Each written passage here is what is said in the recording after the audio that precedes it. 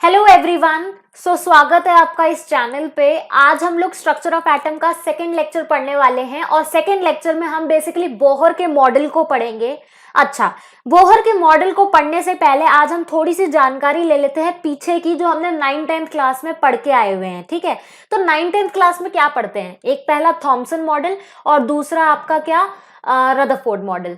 Thompson ने discovery तो की थी अपने मॉडल की और वहां से शुरुआत भी हो गई थी एटम के स्ट्रक्चर को पढ़ने की। ठीक है, तो थॉमसन ने क्या कहा था कि आपका एक स्फेयर है, लार्ज स्फेयर है, जिसमें इलेक्ट्रॉन्स और प्रोटॉन्स वाइडली स्प्रेड हैं, जैसे कि एक तरबूज में बीज स्प्रेड होते हैं या प्लम पुडिंग में उसके जो चेरीज होते हैं वो स्प्रेड होते हैं। ठीक है, तो उन्होंने, थॉमसन ने तो ये चीज कह दी थी, लेकिन इसमें ड्रॉबैक आए थे काफी सारे। वो आपने 9th-10th क्लास में पढ़े हुए हैं, वो आज हम यहाँ डिस्कस नहीं करेंगे। नेक्स्ट मॉडल था रदरफोर्ड। अब जो थॉमसन के आपके ड्रॉबैक्स यानी कमियां नजर आई थी वो रदरफोर्ड ने पूरी की। रदरफोर्ड ने क्या किया था, इलेक्ट्रॉन्स को क्या किया था, गोल्ड फॉइल पे स्ट्राइक कराया था और उसमें उनको 3 अजम्पशन मिली थी। पहला कि इलेक्ट्रॉन डिफ्लेक्ट हो जाते हैं, दूसरा सीधे चले जाते हैं, बिल्कुल पास कर जाते हैं गोल्ड फॉइल को, और तीसरा ये था कि वापस आ जा रहे हैं अपनी तरफ को। ठीक है, तो ये 3 अजम्पशन के बाद भी उनके मॉडल में कुछ ड्रॉबैक्स आ गए थे। ऑल्दो रदरफोर्ड का मॉडल काफी स्ट्रॉन्ग था, बट उसमें भी काफी सारे ड्रॉबैक्स आए थे। तो इसलिए बोहर ने अपना मॉडल जब इंट्रोड्यूस कराया तो ये बोहर मॉडल काफी रियलिस्टिक लगा और इसको अपनाया गया। ठीक है, तो बेसिकली आज हम बोहर मॉडल के बारे में पढ़ेंगे और बहुत डिटेल में पढ़ेंगे। सबसे पहले हम बोहर मॉडल के आज पोस्टुलेट्स पढ़ने वाले हैं। तो पोस्टुलेट पहली क्या कह रही है कि आपके जो ऑर्बिट्स हैं वो डेफिनेट एनर्जी के हैं और उनको हम एनर्जी शेल्स भी कहते हैं। तो फॉर एग्जाम्पल क्या, मैं आपको एक ऑर्बिट बना के दिखाती हूँ, जो कि मैंने आपको पहली क्लासेस में भी बताया है कि एक न्यूक्लियस होता है, उसके अराउंड इमेजिनरी ऑर्बिट्स हम बनाते हैं।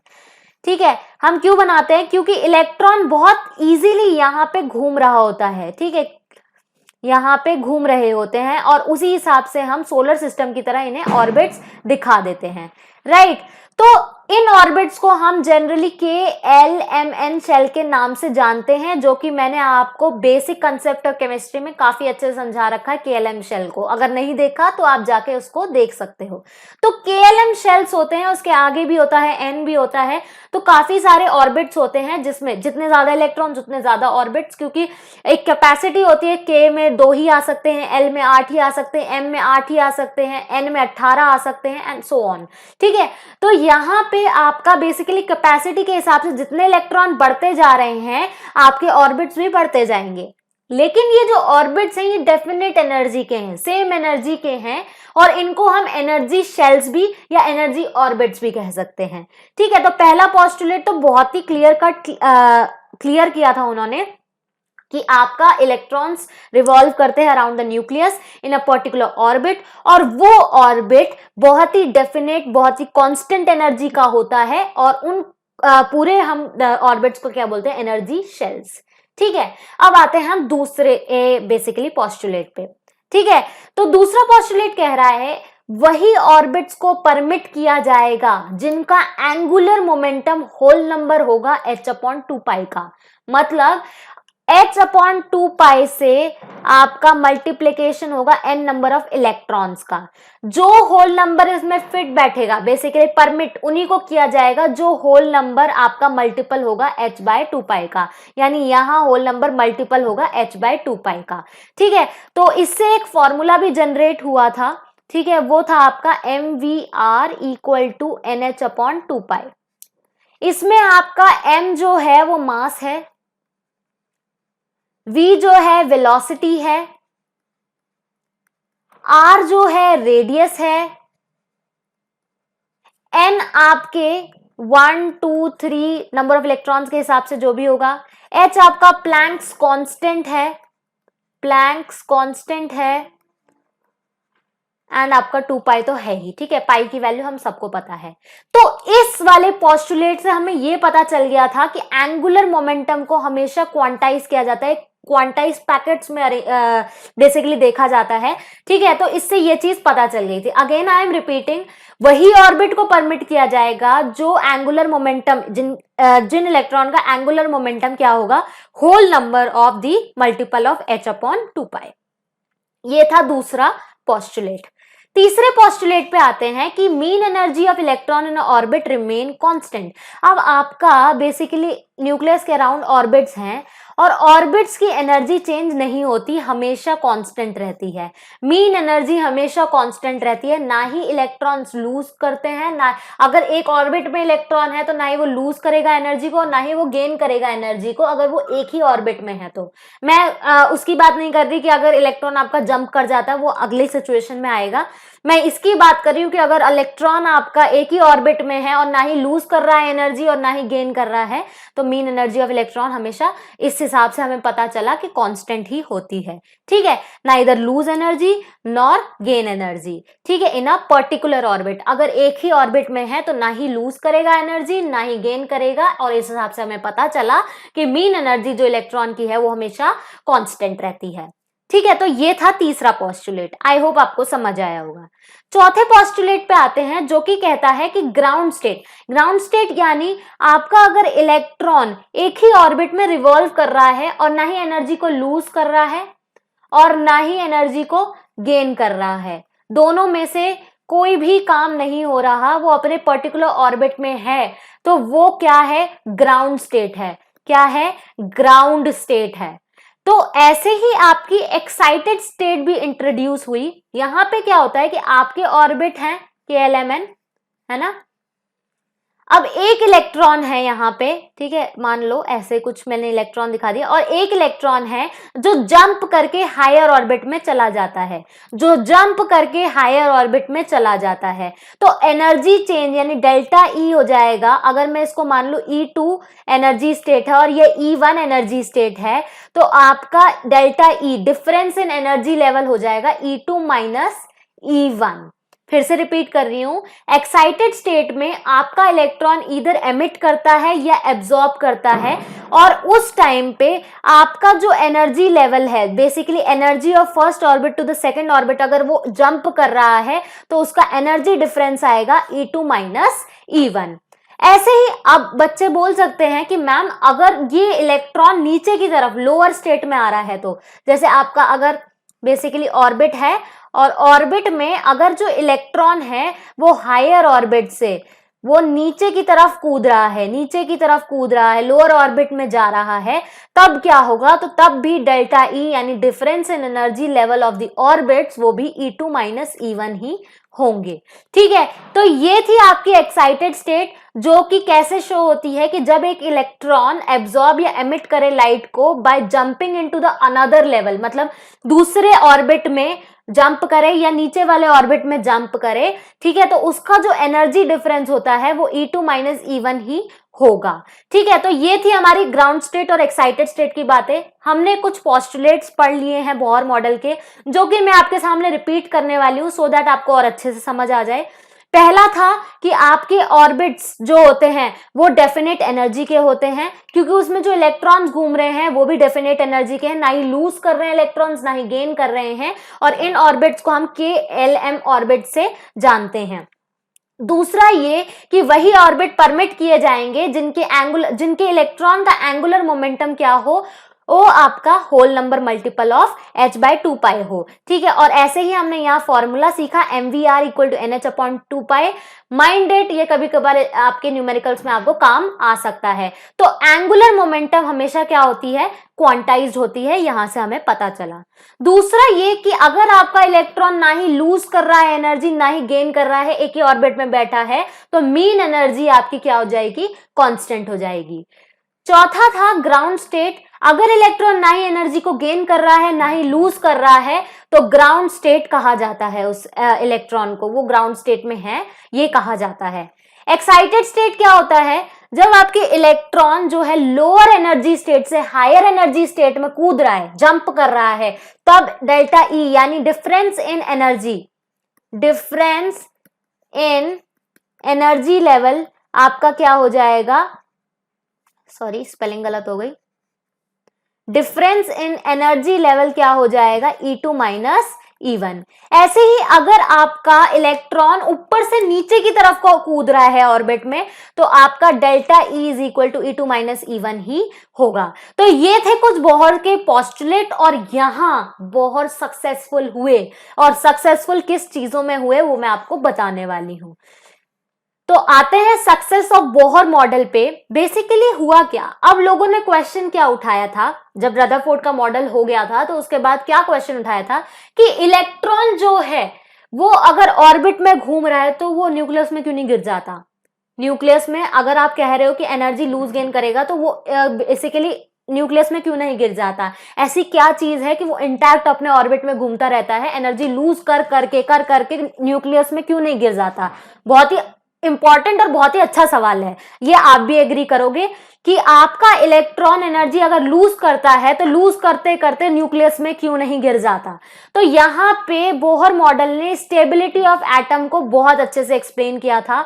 उन्होंने कहा था कि ऑर्बिट्स हमेशा डेफिनेट एनर्जी के, यानी फर्स्ट पोस्टुलेट जो था आपका कि डेफिनेट एनर्जी का होता है आपका बेसिकली ऑर्बिट, और अगर वो गेन या लूज नहीं कर रहा है तो वो ऑर्बिट में जो इलेक्ट्रॉन घूम रहा है वो ना ही लूज कर रहा है इलेक्ट्रॉन और ना ही गेन कर रहा है। ठीक है, तो एनर्जी जब गेन या लूज नहीं होगी तो इलेक्ट्रॉन इधर से उधर जाएगा ही नहीं, और जाएगा नहीं तो एटम की स्टेबिलिटी बनी रहेगी। एनर्जी लूज गेन नहीं हो रही है तो वो लूज करते करते न्यूक्लियस में नहीं गिरता। तो स्टेबिलिटी ऑफ एटम बहुत अच्छा सक्सेस था बोहर मॉडल का। दूसरा ये था कि calculation of energy of electron in the nth orbit. nth orbit में आप बेसिकली यहाँ पे मैथमेटिकल एक्सप्रेशन दिया हुआ है, E is equal to minus 2 square me4z² upon n² upon h²। काफी बड़ा फॉर्मूला है। तो बेसिकली ये क्या एक्सप्लेन कर रहा था कि जो हाइड्रोजन या हाइड्रोजन जैसे एटम्स, हाइड्रोजन या हाइड्रोजन जैसे एटम्स जो हैं वो बेसिकली आपके मैथमेटिकली डिस्क्राइब हो सकते हैं। सेकंड बोहर मॉडल जो था सक्सेसफुल जहां हुआ था वो यही था। तो यहां हमें समझ आ गया था कि मैथमेटिकली हम चीजों को डिस्क्राइब कर सकते हैं फॉर हाइड्रोजन या हाइड्रोजन जैसे एटम। अब मैं यहाँ लिथियम 2+ क्यों लिख रही हूं, जब आपका लिथियम होता है, लिथियम में अगर आप 2+ लगा देते तो बेसिकली इसने 2 इलेक्ट्रॉन्स लूज कर दिए हैं तो वो हाइड्रोजन लाइक स्पीशीज ही बन जाता है। ये आप फर्दर क्लासेस में समझ जाओगे। बेसिकली ये है कि आपका जो लिथियम है उसका जो एटॉमिक नंबर क्या होता है आपका, हाइड्रोजन, हीलियम एंड लिथियम। क्या होता है लिथियम का आपका बेसिकली एटॉमिक नंबर, वो होता है 3, है ना। तो अगर यहाँ पे 2+ लिखा है तो मैंने आपको बताया था प्लस चार्ज यानी लूज, तो यानी 2 इलेक्ट्रॉन इसने लूज किए हैं। तो इसके पास जब इसने लूज किए तो इसके पास एक ही इलेक्ट्रॉन बचा, और एक इलेक्ट्रॉन जनरली हाइड्रोजन का भी होता है। तो इसलिए हाइड्रोजन या हाइड्रोजन जैसी स्पीशीज जो हैं वो इस फॉर्मूले से मैथमेटिकली कैलकुलेट हो सकती हैं। हाँ बच्चों, ये चीज पॉसिबल है। ठीक है, तो फर्स्ट हमने स्टेबिलिटी ऑफ एटम पढ़ा कि आपका जो इलेक्ट्रॉन है वो न्यूक्लियस में क्यों नहीं कूद जाता, क्योंकि आपके ऑर्बिट्स डेफिनेट एनर्जी के हैं। अगर इलेक्ट्रॉन कोई भी एनर्जी लूज या गेन नहीं कर रहा है तो वो चाहे किसी भी ऑर्बिट में हो वो गिर नहीं सकता, तो न्यूक्लियस में नहीं गिरेगा। तो ये सबसे बड़ा सक्सेस था। दूसरा ये कि हम एनर्जी ऑफ इलेक्ट्रॉन कैलकुलेट कर सकते हैं हाइड्रोजन के लिए या हाइड्रोजन जैसे एटम्स के लिए। अब आते हैं हम तीसरे सक्सेस पे। तीसरा सक्सेसफुल क्या था, ये सबसे ज्यादा हुआ था कि आप हाइड्रोजन का लाइन स्पेक्ट्रम इंटरप्रेट कर सकते हो। अब ये लाइन स्पेक्ट्रम ऑफ हाइड्रोजन आगे के चैप्टर्स में या आगे की क्लासेस में आप पढ़ सकते हो, अदरवाइज आपके लिए ये चीज इंपॉर्टेंट नहीं है। बस आप इतना याद रखो कि हाइड्रोजन के लाइन स्पेक्ट्रम को इंटरप्रेट करना बहुत ईजी हो गया था, बहुत आसान हो गया था। तो ये सक्सेसफुल इंटरप्रिटेशन था। अब हम लोगों ने बोहर के मॉडल की बात कर ली, उसके पोस्टुलेट के, उसने क्या क्या बताया और उसको कहां कहां सक्सेस मिली उसके बारे में बता दिया। अब आई होप आपको ये बहुत अच्छे से क्लियर हुआ होगा, क्योंकि अब हम फर्दर मूव कर रहे हैं जो आपका एक्चुअली में पेपर में आ सकता है। हाँ, पोस्टुलेट और सक्सेस आ सकती है, बट उससे भी ज्यादा इंपॉर्टेंट क्या है, हमारे लिए न्यूमेरिकल्स हैं। तो चलो आते हैं हम न्यूमेरिकल्स पे। तो हम सबसे पहले आज एक कंसेप्ट सीखेंगे, that is atomic number and mass number. ये क्या होता है? तो आपने कभी कभार देखा होगा कि जैसे अगर मैं कोई भी ले लूं, हाइड्रोजन ले लूं, तो यहाँ ऊपर एक नंबर लिखा होता है, नीचे एक नंबर लिखा होता है। तो ऊपर वाला जो नंबर होता है वो मास नंबर होता है। क्या होता है? Mass number. ठीक है। और जो आपका Z होता है वो क्या होता है? एटॉमिक नंबर होता है। क्या होता है?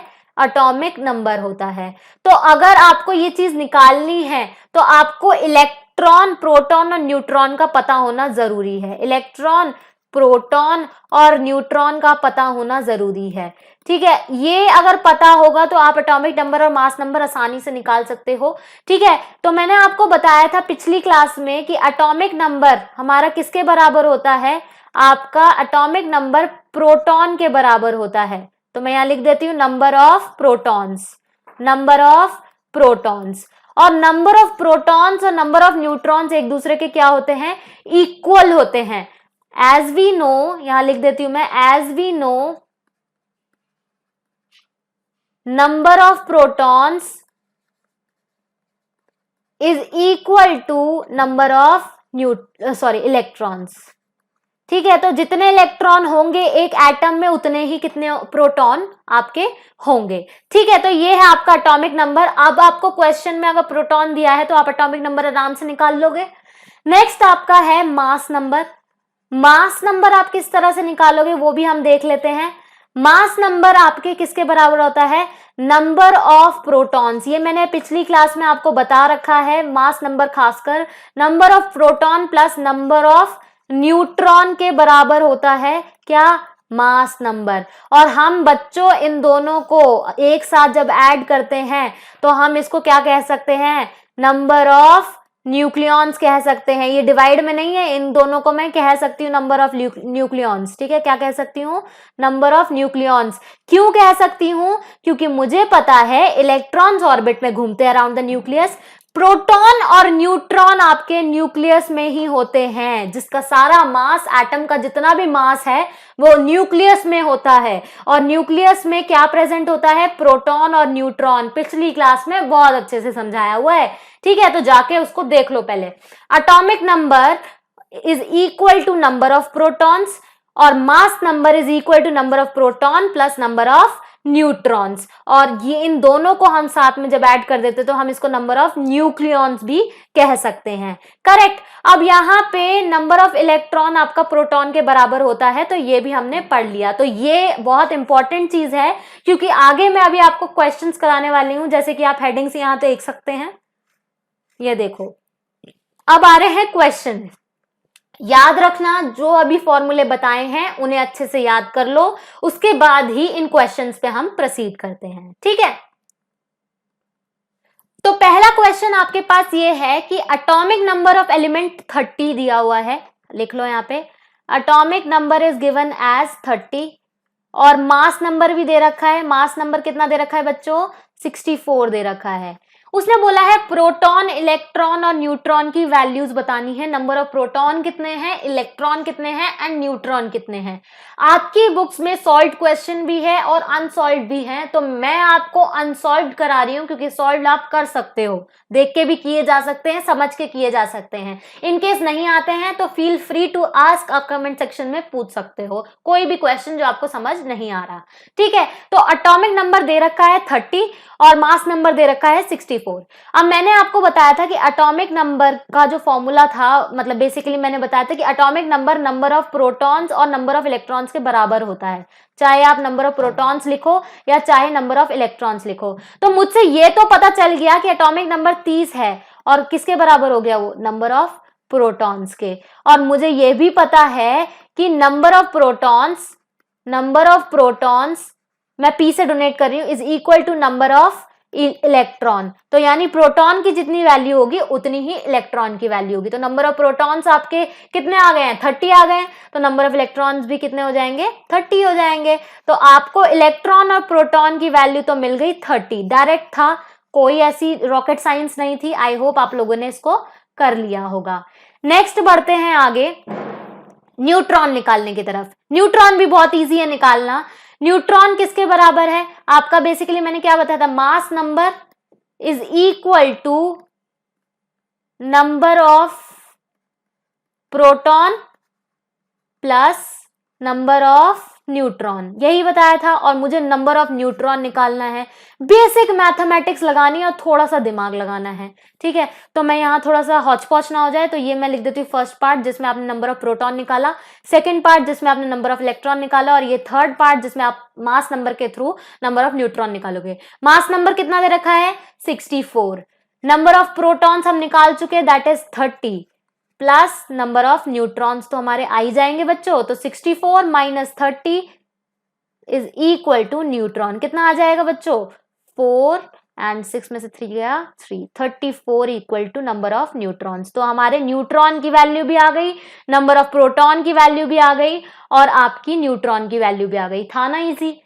अगर आप कंसेप्ट को इजीली समझ जाओ, इजीली कंसेप्ट को अपने दिमाग में बिठा लो, तो हर क्वेश्चन इजी है, इजी पीजी है ना। ये मैंने अपने किसी टीचर से सीखा है, इजी है। तो इसलिए अब आगे हम बढ़ते हैं, ठीक है। नेक्स्ट बढ़ते हैं हम। An element contain 15 proton 16 neutron, what is the atomic number in the mass number of the element. अब एलिमेंट के पास प्रोटॉन है, पी से डोनेट कर रही हूँ 15 प्रोटॉन है, 16 न्यूट्रॉन है, छोटे एन से डोनेट कर रही हूँ 16 न्यूट्रॉन है। उसने बोला एटॉमिक नंबर और मास नंबर बताओ। बच्चों आप लोग ये कर सकते हो, कैसे कर सकते हो? एटॉमिक नंबर निकालना है, एटॉमिक नंबर किसके बराबर होता है? नंबर ऑफ प्रोटॉन्स के बराबर होता है। अब तो बताने की जरूरत ही नहीं है, आप लोगों को पता ही होगा। तो एटॉमिक नंबर की वैल्यू क्या आ जाएगी? 15, क्योंकि नंबर ऑफ प्रोटॉन्स कितने हैं? 15। एटॉमिक नंबर इजीली आ गया, तो why not number mass number. तो मास नंबर की वैल्यू देखते हैं हम। मास नंबर की मैंने बताई थी number of proton plus number of neutron. तो मैं छोटे एन से डोनेट कर देती हूँ सो दैट आपको पता चले नंबर ऑफ न्यूट्रॉन, राइट। तो मास नंबर आपको निकालना है, ठीक है। तो यहां मैं मास नंबर लिख ही देती हूँ।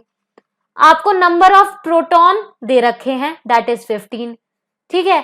अब आपको बेसिकली क्या निकाल, न्यूट्रॉन की वैल्यू भी दे रखी है, नंबर ऑफ न्यूट्रॉन भी दे रखे हैं 16। तो मास नंबर इजीली आ जाएगा, बहुत इजीली आ जाएगा। कितना आएगा? 6 + 5 11, 11 का 1, 2 + 1 3, 31। तो यानी यहां एटॉमिक नंबर 15 है और मास नंबर 31 है। आई होप आपको सेकंड क्वेश्चन भी बहुत इजी लगा होगा, ठीक है। अब आते हैं नेक्स्ट क्वेश्चन पे, last but not the least, ठीक है। लास्ट क्वेश्चन है Mg2 positive has 10 electrons and its mass number is 24. Calculate the number of proton, neutron and atomic number of the element. चलो सॉल्व करें। तो पहले हम लोग लिख लेते हैं कि क्या चीज पूछी हुई है। उसने बोला Mg2 पॉजिटिव में 10 इलेक्ट्रॉन है। बच्चों ध्यान से पढ़ना, उसने बोला है कि एलिमेंट का प्रोटॉन, न्यूट्रॉन और एटॉमिक नंबर निकालना है, आयन का नहीं निकालना है। अगर क्वेश्चन होता कि आयन का निकालना है तो हम कुछ सोच सकते थे, लेकिन आयन नहीं निकालना है, हमने एलिमेंट का निकालना है। तो एलिमेंट का, अब देखो यहाँ Mg2+ इज 10 इलेक्ट्रॉन, लेकिन हमें पता है कि अगर 2+ अगर गेन कर लिए जाए इलेक्ट्रॉन तो 12 इलेक्ट्रॉन्स हो जाएंगे, क्योंकि एक्चुअली मैग्नीशियम में 12 इलेक्ट्रॉन्स होते हैं। वो 2 इलेक्ट्रॉन लूज करके उसके बाद 10 इलेक्ट्रॉन बचेंगे। और जो कि हमें क्वेश्चन में एलिमेंट का पूछा है, तो एलिमेंट ये है, ये नहीं है, ये आयन है। ये क्या है? आयन है। और ये क्या है? एलिमेंट है। तो हम एलिमेंट का निकालेंगे। तो आपको 12 इलेक्ट्रॉन का पता लग चुका है। अब हमें मास नंबर भी दे रखा है, मास नंबर भी दे रखा है। वो कितना दे रखा है? 24।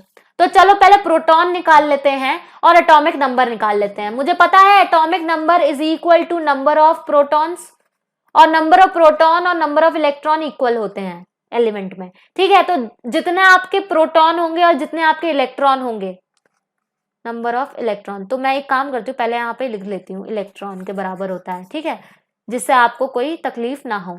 नंबर ऑफ इलेक्ट्रॉन, तो एटॉमिक नंबर यहाँ पे कितना हो गया बच्चों? यहाँ पे एटॉमिक नंबर आपका कितना हो जाएगा? जितने नंबर ऑफ इलेक्ट्रॉन्स है। तो एलिमेंट में कितने इलेक्ट्रॉन है? 12 इलेक्ट्रॉन है। तो यहाँ नंबर ऑफ इलेक्ट्रॉन कितने हो गए बच्चों? 12 हो गए हैं, ठीक है। अगर मैं नंबर ऑफ प्रोटॉन की बात करूं, नंबर ऑफ प्रोटॉन की बात करूं, तो वो इक्वल होते हैं नंबर ऑफ इलेक्ट्रॉन के, और नंबर ऑफ इलेक्ट्रॉन हमारे पास आ चुका है। नंबर ऑफ इलेक्ट्रॉन कितना आ चुका है हमारे पास? 12। तो नंबर ऑफ प्रोटॉन्स कितने हुए? 12 ही हो गए, ठीक है। तो आप लोगों ने इसको बहुत तसल्ली से सॉल्व करना है। पहले हमने एटॉमिक नंबर निकाला, फिर दूसरी बारी में हमने number of electrons number of protons निकाल लिए। अब बारी आई नंबर ऑफ न्यूट्रॉन की, जो कि मास नंबर वाले फॉर्मूले से निकलेगी। मास नंबर का फॉर्मूला होता है number of neutron plus number of proton, ठीक है। तो मास नंबर 24 दे रखा है, न्यूट्रॉन हमें निकालना है, प्रोटॉन हम निकाल चुके हैं, दैट इज 12। तो अगर मैं इसका फॉर्मूला लगा के आंसर निकालूं तो नंबर ऑफ न्यूट्रॉन्स आ जाएंगे 12, यानी प्रोटॉन और न्यूट्रॉन एक एलिमेंट में कितने हैं, 12।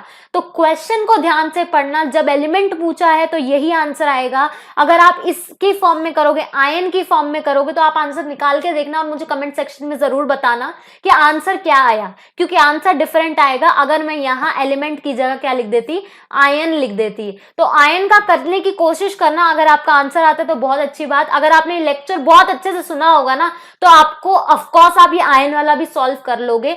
आई होप आपको लेक्चर बहुत पसंद आया होगा। आप प्लीज इस चैनल को लाइक शेयर सब्सक्राइब जरूर करें और एक बार रसायन विज्ञान कोचिंग को भी जाके विजिट करें। Thank you so much, have a nice day.